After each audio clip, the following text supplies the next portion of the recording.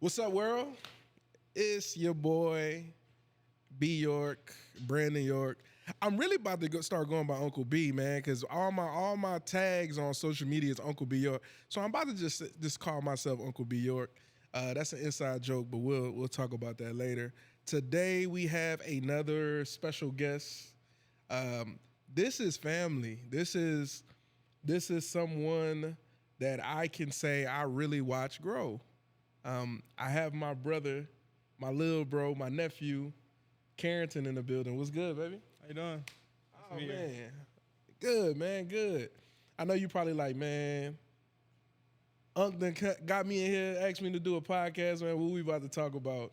I know a little bit about you. I know a little bit about your background. The world doesn't, but I know you have a finance background. And I also know that you're younger than me. And the concept of this conversation is saying you don't have to be old to learn something new. You know what I'm saying? Like, I want to be able to take as much wisdom and information and resources from you regarding this conversation so I can apply them to my life, so I could buy my wife nice things, and I could be here for a while to do it. You know what I mean? Absolutely. But welcome to the pod, man. Welcome to Perspective Podcast, bro. Thank you. I appreciate it. Nice absolutely. So we're going to start this thing off right. Y'all know how we do things. The first question is very simplistic, but it's for you to answer. So I want to know, who is Carrington? Yeah, absolutely. So born and raised in St. Louis. Okay. Came here to Houston in 2015. Okay. Went to school out in Katy, Texas. Okay. And after high school, went to junior college for a little bit. Okay. And then went to my 4-year where I studied accounting. Gotcha. And came back to Houston after getting a promotion with JP Morgan, and currently working as a private banker at JP Morgan. There it is, man. There it is. Y'all heard the man. He said he went through his journey, private banking over at Chase. Hey, I got an account with Chase, man. Yeah. So off this, we got to talk a little bit. But I guess my first question to you is, who introduced you to money, bro? Like, why, of all careers out there, why accounting? Why money, man? Well, it wasn't my first choice. Okay. I was originally an athlete, played football. Okay. And that was my dream.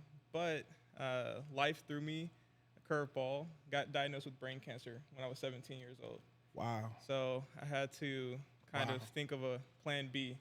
And finance is where I got my first in because of my parents. Mm-hmm. They knew a gentleman over at an insurance firm that gave me an internship opportunity. Mm-hmm. And that just led to one thing after another, great mentorship, learning a ton. And here I am.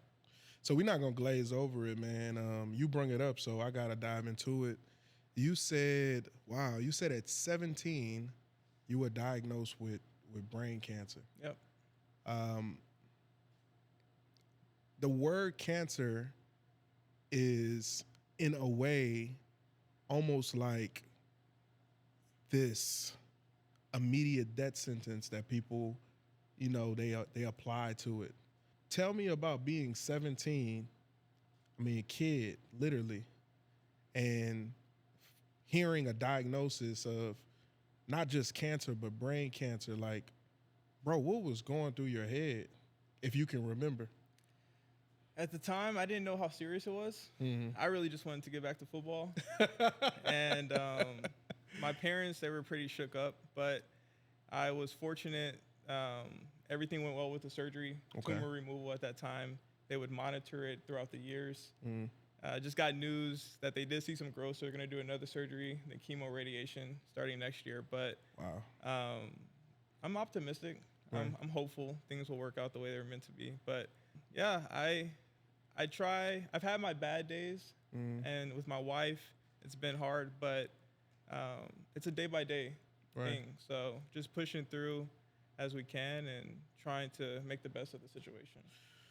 Bro, you sound like you're about 40. How old are you, bro? I'm 25. You are 25 years old, bro. You sound more mature than me because, I think it's probably a bit of a blessing in a sense of kind of the naive nature of finding out something so catastrophic and just in your mind saying, man, I just want to get back to my day to day, bro. Yeah. Cancer, all right, cool, man.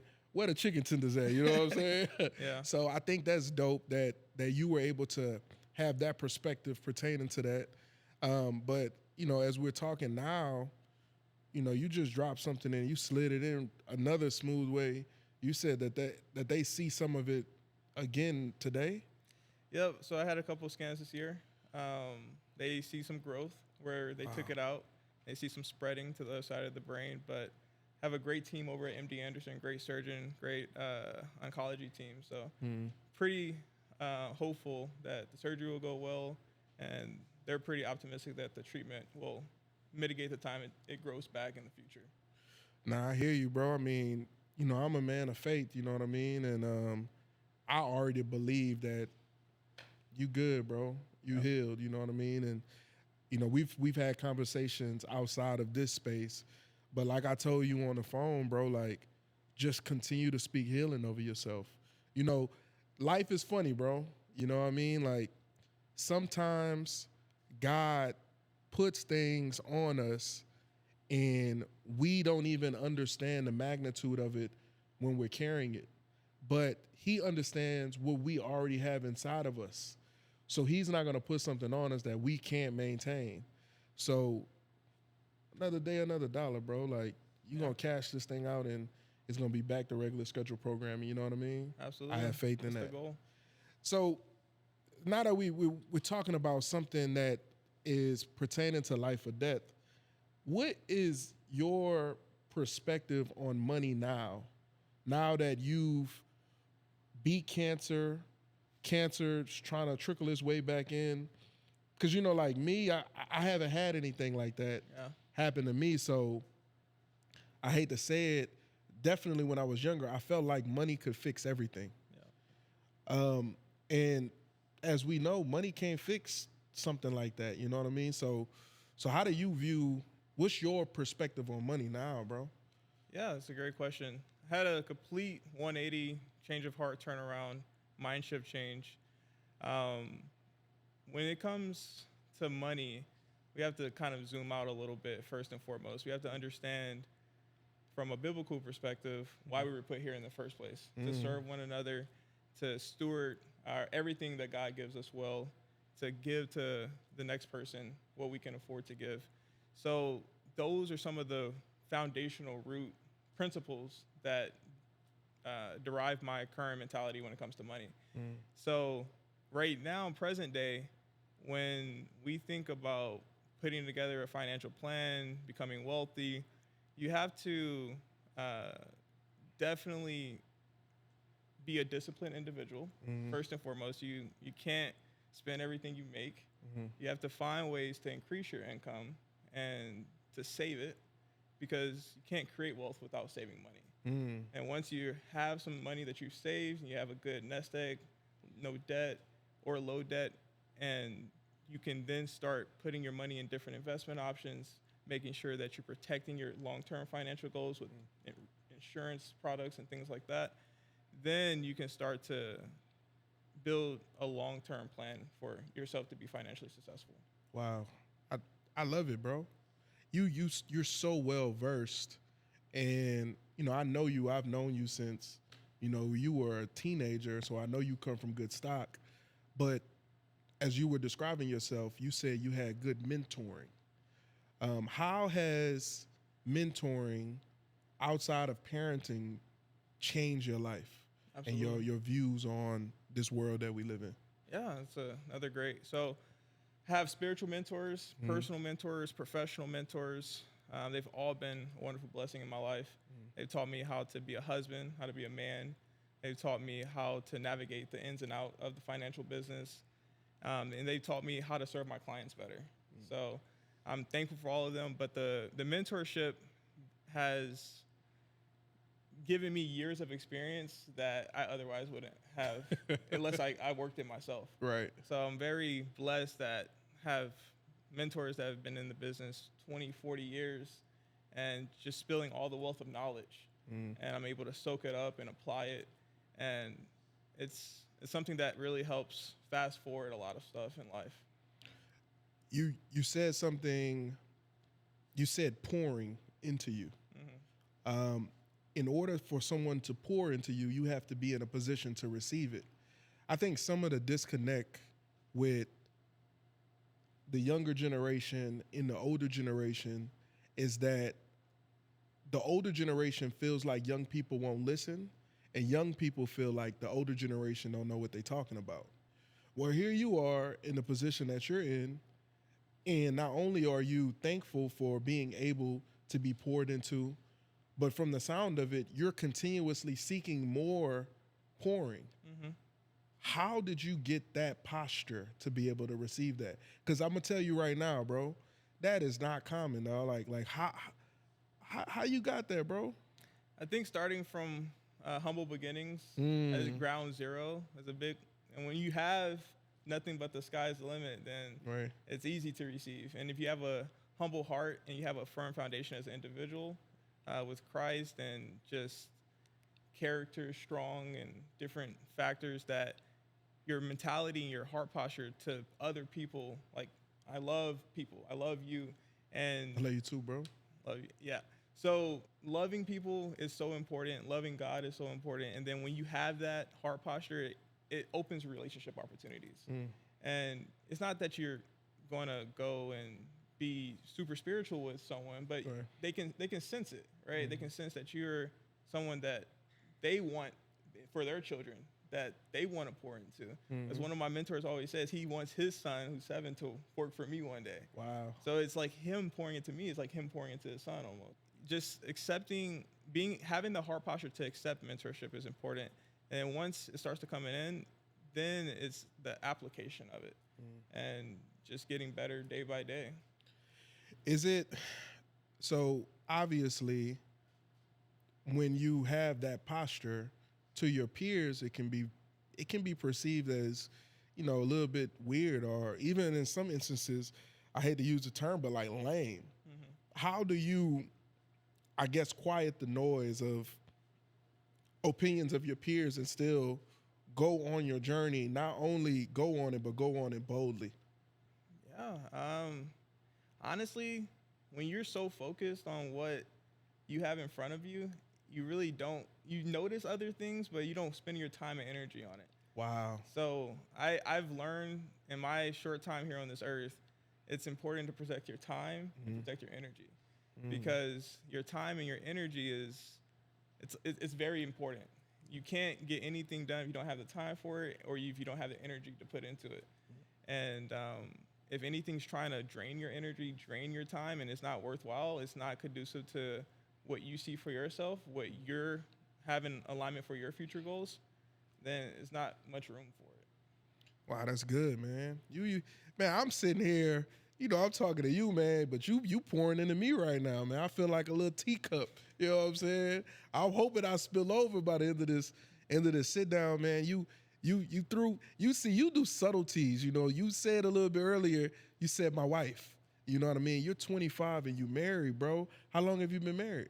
Been married 6 months now. 6 months. Congratulations, my dog. Thank you. I appreciate it. I'm married too. I'm coming up on a year, so we in the same ballpark. How has, now you have financial background, right? And you say you're married, but we know dealing with somebody else's money and dealing with your money in the crib with your wife, that's two different worlds. You know what I mean? Yeah. How have you been able to take the information that you've learned from your career and be able to implement it in your life at home with your now wife of 6 months, bro? Yeah. How has that been? Well, I'm very blessed. Congratulations on your marriage. Man, I appreciate it, bro. I'm very blessed. My wife, she's a nurse. Okay. My wife a nurse too? Really? Yeah. But with that being said, she delegates the finances to me. So she's not very strong on, wanting to do it herself, which helps a lot. Right. Because then you have more control and you can kind of dictate things. So I keep a very fine-tuned budget. Everything that comes in and out over the month, some people say it's a little overboard, but it's just my thing. I just really like being on top of what percentage of our income that we're spending on certain categories of life. See if we need to decrease, increase, whether it's giving, whether it's just frivolous expenses. Right. That really helps dictate a savings budget as well from there, because as I mentioned earlier, saving is so important. Right. So when we look at our monthly income, we break it down into fixed expenses, variable expenses, and savings and giving. And from there, I get monthly bonuses, so it can fluctuate a little bit. But I say all this to say it's very important to track your expenses. That's what I do with my household. I make sure we're tracking our expenses. We have long-term financial goals. We make sure we are setting forth the house we want to buy in the future. We're setting forth for planning for future children. We're setting forth our future retirements, and we're making sure that every dollar has a purpose and that it's being directed to each of those areas of life. Wow. So you find definition of purpose in every dollar that comes into the crib. Yes. And I'm gonna tell on myself, bro. I like to spend, bro, and I can't say that every dollar that I collect has a definition. Sometimes they got a destination before they got a definition. I gotta be better at that, bro. And I think like from my perspective, right, I probably speak for the average person who I would like to say I know a little or enough about money. But I can say without a shadow of a doubt, I'm not an expert by any stretch of the imagination. What would you say to a person like me who may know a little bit, but for the most part is a novice? Where would you start if you wanted to take care of your money? Yeah, it's a great question. It doesn't matter if you earn 50, 100, 150. I mean, some of my clients, 500,000, $1 million a year. The principles are the same. And I always break it down to like this with my clients. It doesn't matter if you're investing $1 or $100 or $1 million.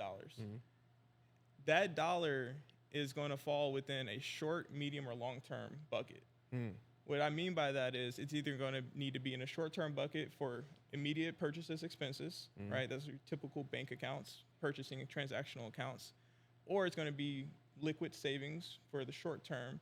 Probably have a CD or a money market or something like that. Right. And then you have the medium and long term. Those are the buckets that you want to see growth. You want to see income. And I deal heavily with the stock market, right? Not all my clients like the stock market. Some prefer investing in businesses. Some prefer investing in real estate.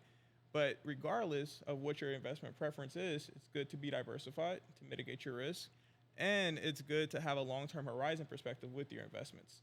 I mean, even if you want to put some of your money in crypto, don't let it be a large part of your portfolio, right. Maybe 10, 20%, but make sure you're still in the different asset classes, knowing how they relate to one another over long periods of time.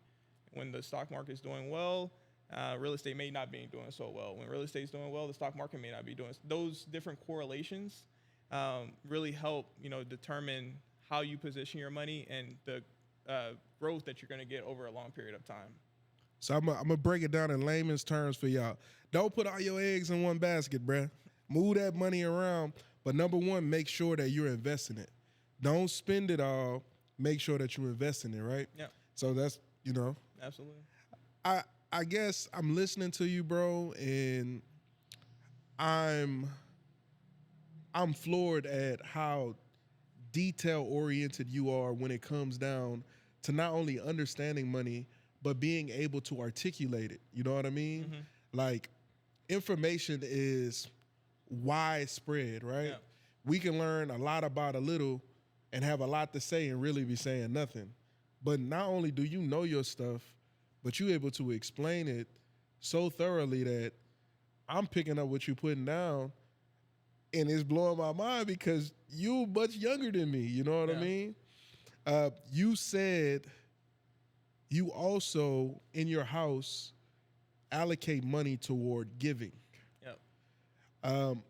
What is, or how important is giving not only to you, but how is giving important to your house, to your wife, to everything that's moving around you, big dog? Absolutely. My wife loves to give. Okay. I love to give. I love to help. It's a blessing to be in a position to give. Many folks aren't in a position to give. I haven't always been in a position to give myself. Mm-hmm.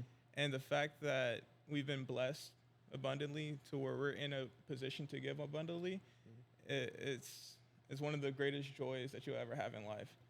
Wow. And then when you're doing that, you have to also remember who you're impacting. Mm-hmm. You're giving. We give a lot to the church, further the gospel. We have missionary friends. We give a lot to. I have clients that they give money to hospitals, schools, hospitals, and schools.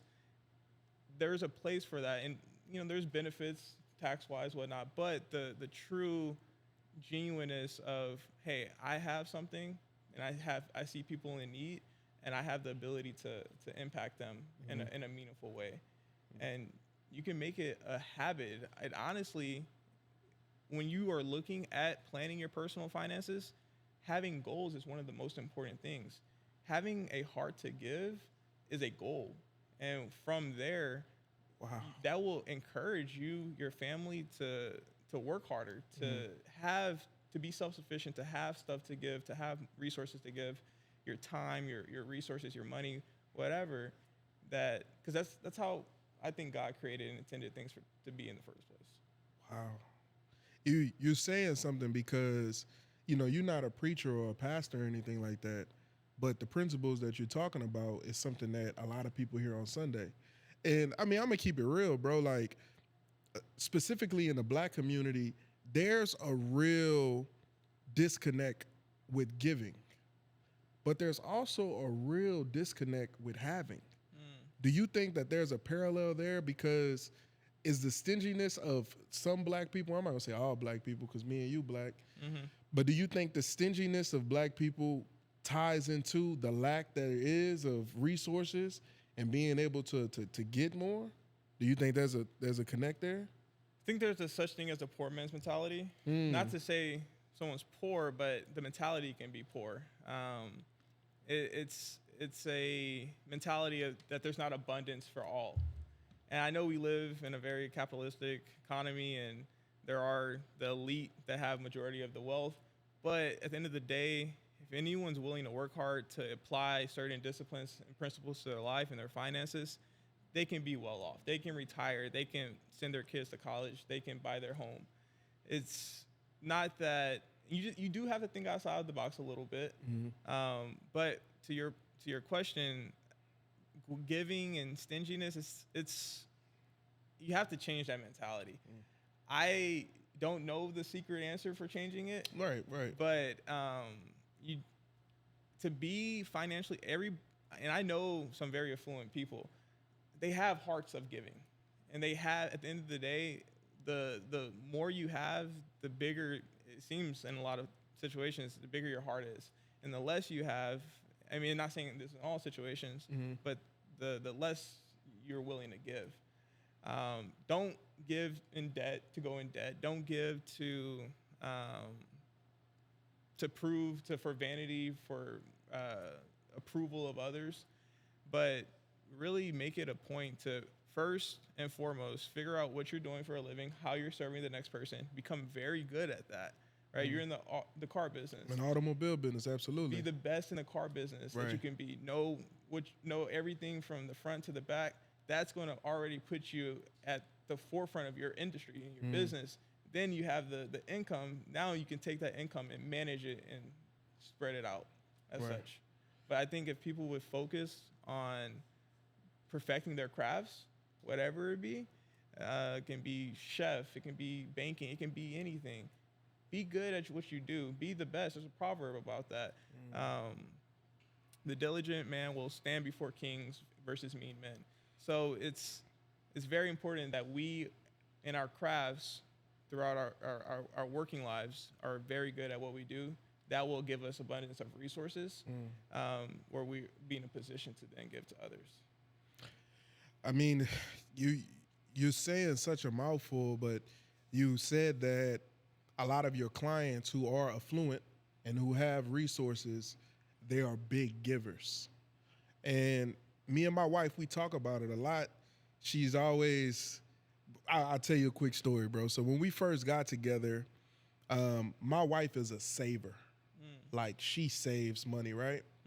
And I'm a bit of a saver, but I'm really big on giving. Like, I like to invest in people.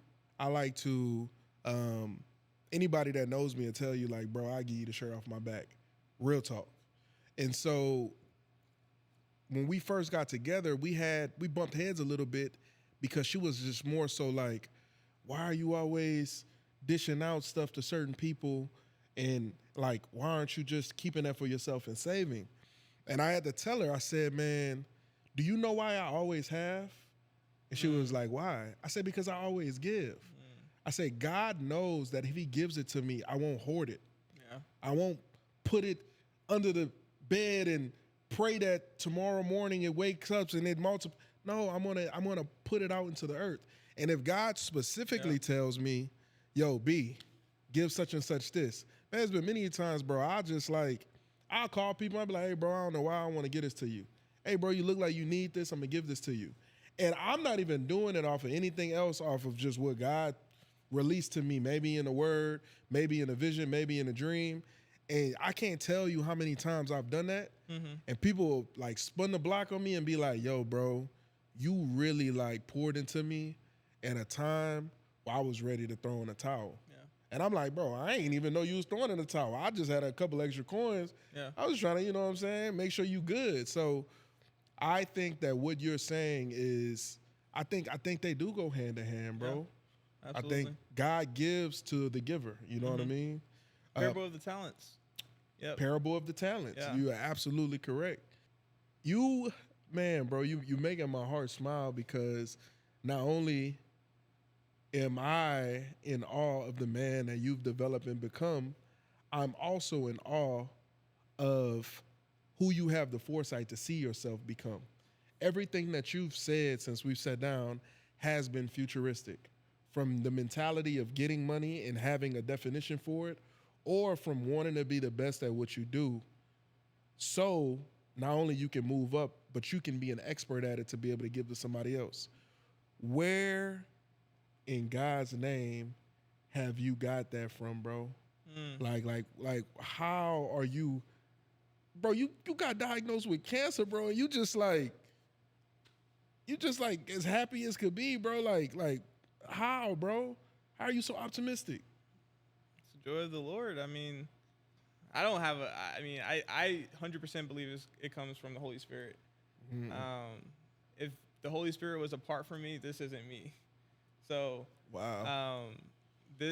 I am a representation. I'm fortunate enough to be in a position to even consider myself a representation of the work that God is doing within me. I don't know other people's foundations and how they get through the day and how they get through trial and tribulation throughout life. I can't imagine any other way besides with the Lord. It's a beautiful thing when you can have joy in the midst of uncertainty. When you can have joy in the midst of trial and tribulation. When you can have a heart to serve the next person. I really enjoy serving people. So I'm in a service-based business. Wow. And I have the heart to serve people, not just serve them, just measly, but to really serve people at the best ability I can serve people at. And I believe that I can be the best among anyone in the business, within my community. So I take pride in doing that at a high level. Man, it shows, bro. You wearing it like a glove, and it look good on you, bro. Real talk. Thank you. Going back into marriage, bro, you said you got married 6 months ago, and we had a little sidebar conversation before we hopped on the mic. You know, you said your wife is Nigerian. Yeah. And I mean, I'm looking at you. I could call me a fool, but I don't see no Igbo in her. You know what I'm saying? Yeah. So one thing we know about Nigerian culture is they like Nigerians to marry Nigerians. Yeah. Like just call it what it is. Yeah. You have a Nigerian wife. How has that transition been as far as entering a new realm of family? Like, was it open arms? Was it closed arms? Like what was it, bro? It's had its challenges. Anytime you're bringing two families, two individuals with different backgrounds together, it's going to have its challenges. We're working through it. Okay. Hope to better days to come, but we're okay. My wife and I, we're okay, and my family is very supportive and loving and kind. And there's parts of her family that are as well.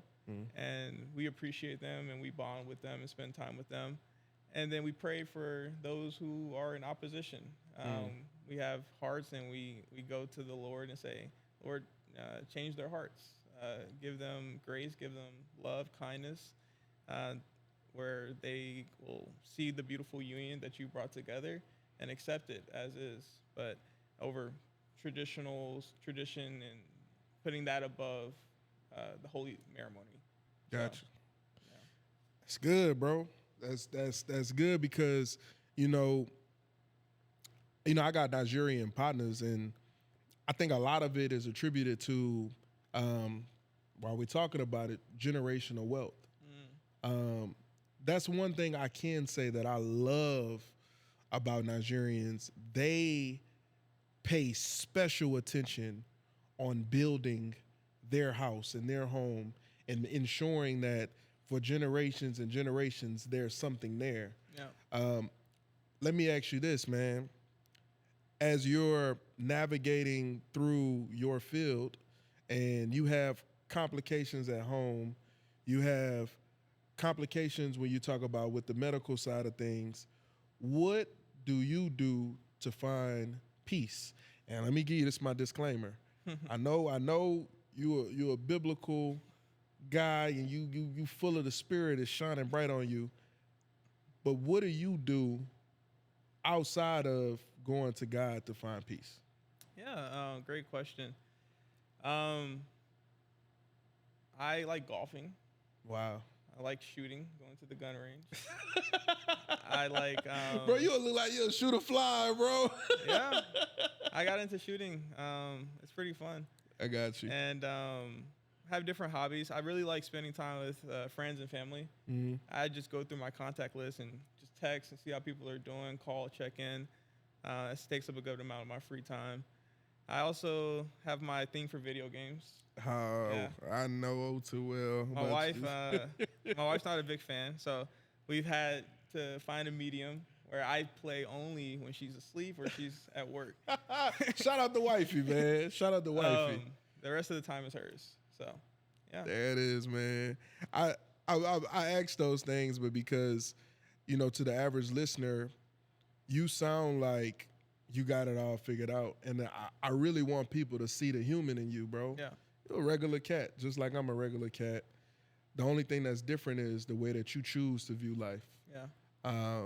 Rather it's with a given spirit, rather it's, taking on mentorship and being able to receive whatever someone is pouring into you. Those are skills and things that you built in a solid foundation on. Mm-hmm. Moving past that, I know you because, you're really good friends with my nephew Amadi. Shout out to Amadi. Friendship. We talked about, your wife. We talked about maybe business colleagues. We even dibbled and dabbled in your relationship with churches. How you're in finances, right? How do you get your friends? They say Jesus was denied by his own hometown. Yeah. How do you enlighten those who are close to you when it pertains to money? You getting this information. How do you give it to them, and how do they receive it? Do they not receive it? Yeah, I mean, I don't try to force myself on anyone because I know I wouldn't want anyone forcing anything on me. Mm-hmm. I'm an open book. I'm transparent. I don't hide anything, right? But, even Amadi, he's one of my longest standing friends. Mm. But we haven't always seen eye to eye on everything. Right. And we've had our seasons in our friendship where it was just like, oh, okay. And then we've reunited. Right. And it's with friends, family, and sensitive things like finances. It's just, yes, you're there to help them when it's sought out, right? Or when you have an opportunity to provide some advice. Then to try to force yourself onto someone like, hey, you need to do this, this, and this. I have my household. I have clients. Like, I'm not here to force a grown person to do anything. So I will encourage you to make good decisions. Mm-hmm. I will support you through bad decisions. And I hope that, we get to the destination together. I like it. You actually answered my question.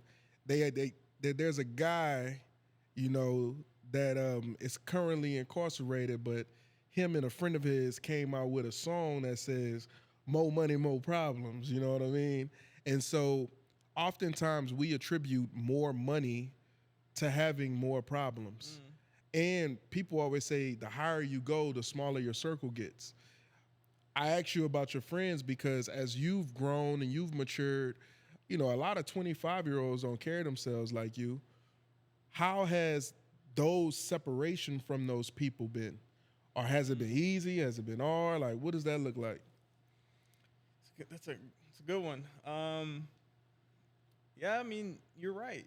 As you become and you walk in the purpose that God has called you to, and you mature in character and life, those who aren't on that path with you, you would just grow apart. It's no hard feelings. It's more of that was a season of life, and I'm going to continue to move throughout my different seasons of life. My mom, she always taught me, if you're in a season or going through a trial, there's something that God's trying to teach you. The sooner you learn it, the quicker you move on. So as the seasons come, people come and go. I try to retain as many as possible to continue to move forward. But it's not like friends from past seasons or family members from past seasons of life. There's no hard feelings, but it's a focus thing, right? Because we can only be focused on so much at one time. Right. And between work, perfecting the craft, household, everything, I mean, you really don't have time to worry about those who want to do whatever they're doing over there. And you just continue to focus on where you're headed. I also asked that was a loaded question because you said obviously seasons in, you know, friendships sometimes they dissolve. Do you ever feel guilty, bro? Like you growing, you making your money, you getting married, you look good. Like, do you ever look at some of your previous relationships and friendships and like, do you ever have like survival's remorse? I think I did one time with a couple of family members. I felt like me progressing, I felt like I was abandoning them. But in retrospect, I have to live for me. We all have access to the same God. Absolutely. Right? And God has a purpose and plan for all of us. Whether, you know, we are on the same path, is up to you. I mean, anyone can go what is it in the scriptures? There's a larger path that leads to a certain life of destruction. And there's a narrow path. Narrow. So super narrow.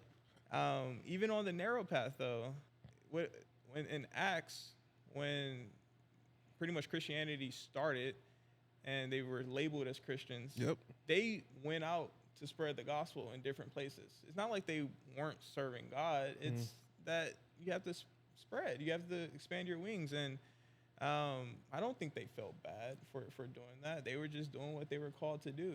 Right. There were some that were given the mission to plant the churches. There were some that were given the mission to shepherd the churches. Yep. So as we just navigate this thing called life, it's going to have its ups and downs, but I feel like we can all be headed to a similar destination at different points of time. That's a great response, bro. Yeah. It's a great response.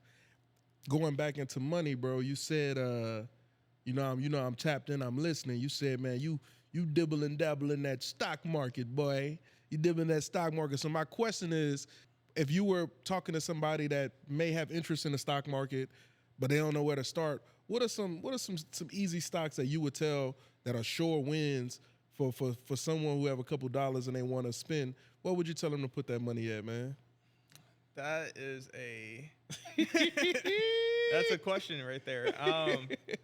Well, I'm not going to mention a particular stock. Okay. Right? Okay. I have several licenses and designations that. Oh, my bad. I ain't trying to blow up your spot. No, it's fine. But I would definitely recommend just reading. Starting to read online. There's lots of resources. Even Chase JP Morgan, we have lots of resources for getting started. We have what we call a 7-checklist. Okay. 7-step checklist. Your goals, the right accounts, the timeline, the risk, and then understanding different investments in the stock market, mutual funds, ETFs, stocks, how they work, which ones you should buy, which ones you should avoid. There's research on all of these companies. There's analysts that are paid to research. JP Morgan is one of the leaders in paying these analysts, and they have these long paragraphs about the intrinsic value of this company to see if it's overvalued, undervalued, what their opinion is on it.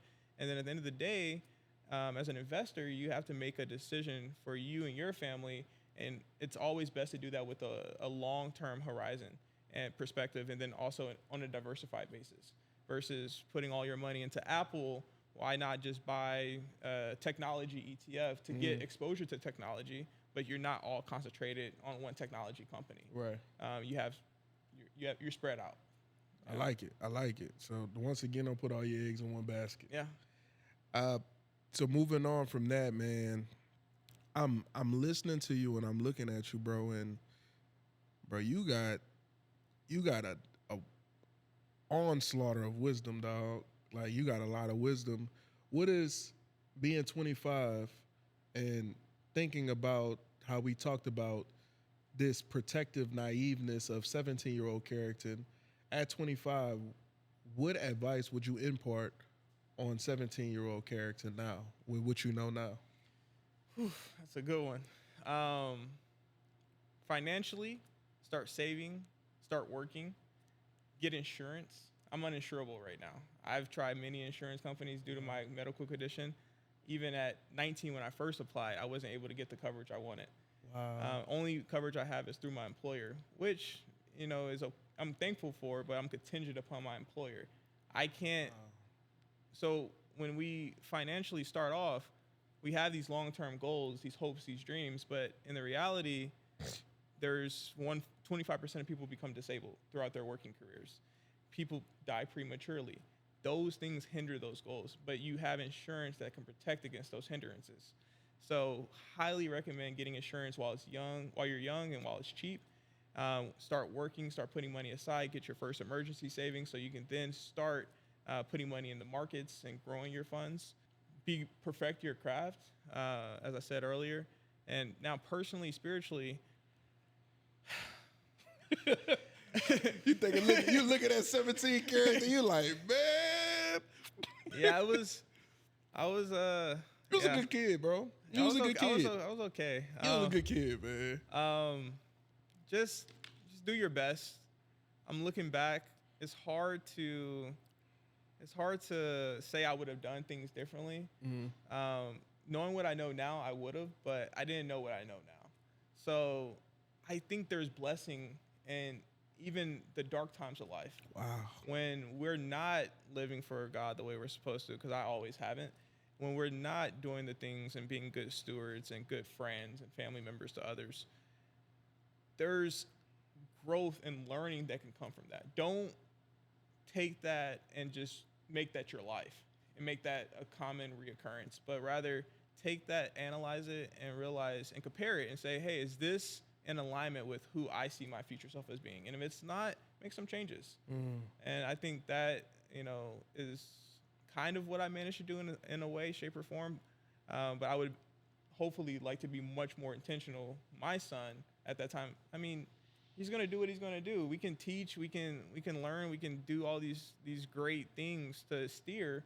But at the end of the day, it's going to be free will. Decisions are going to be made. But having a long-term end of life perspective is something I've learned to live with every day. Wake up every day. If this was my last day, how do I want this day to end? And I think the medical thing has something to do with that, because we don't do that. We take days for granted. We take time for granted. We don't make the most of every interaction. We don't make the most of every hour. And if we could really strive to make the most of every breath that we get, that we've been blessed with, we can make our lives a lot more fruitful. Yeah. Man, that's heavy, bro. Yeah. That's heavy. And we rounding about closer to the end of the pod, but I got a few things I gotta ask, man. What is something that you want to accomplish probably in the next few years, man? What is something on your radar that you like, man, bro, I got to get this done? What task is that? I am very passionate about providing for my wife and providing for my family. I want to professionally get to a level where I'm managing a certain amount of assets, and I've built certain relationships, and I'm producing certain levels of revenue where even without insurance, I can still leave a great legacy financially for my family. Right. That's really dear to my heart. I want to continue to master my craft, every day become a little bit better, continue to excel to be the best at what I do. And personally, I want to just continue to walk closer to the Lord. Have a long way to go to be Christ-like, but I want to take advantage of every day I have to memorize another scripture, to say another prayer, to sing another worship song, and to spend another minute with God while I still have an opportunity to. Whew, man, bro, I got chills in my body right now because everything you're saying is so sincere, bro. You talk to some people and you have these conversations. We talking about money, and we've transitioned quite a bit into God because I think the parallels there are just so obvious. You know what I mean?